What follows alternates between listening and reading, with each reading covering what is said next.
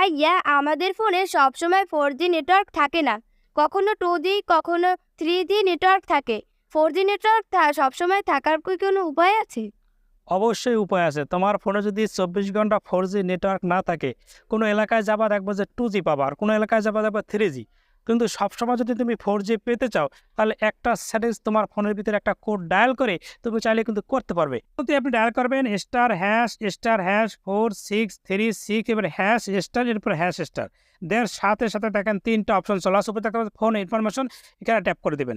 এরপর দেখতে পাচ্ছেন উপরে একটা অ্যারো চিহ্ন দেখতে পাচ্ছেন, ভালো করে খেয়াল করুন। এখানে ট্যাপ করবেন। এরপর দেখেন আপনার ফোনে যদি 2টা সিম থাকে, 2টা সিমে আপনি ক্লিক করে এই কাজটা করে নেবেন। দেখেন 2টা সিমে কিন্তু শো করছে। এরপর একটু নিচের দিকে আপনারা যাবেন। যাওয়ার পর দেখতে পাবেন সেট প্রিফার্ড নেটওয়ার্ক টাইপ লেখা আছে, ভালো করে খেয়াল করুন। এর পাশে অ্যারো চিহ্ন, এখানে ট্যাপ করে দেবেন। পরে দেখেন অনেকগুলো অপশন কিন্তু শো করছে। এখান থেকে আপনাকে একটা অপশন চুজ করতে হবে। এটা যদি আপনি করেন 24 ঘন্টা আপনি 4G পাবেন।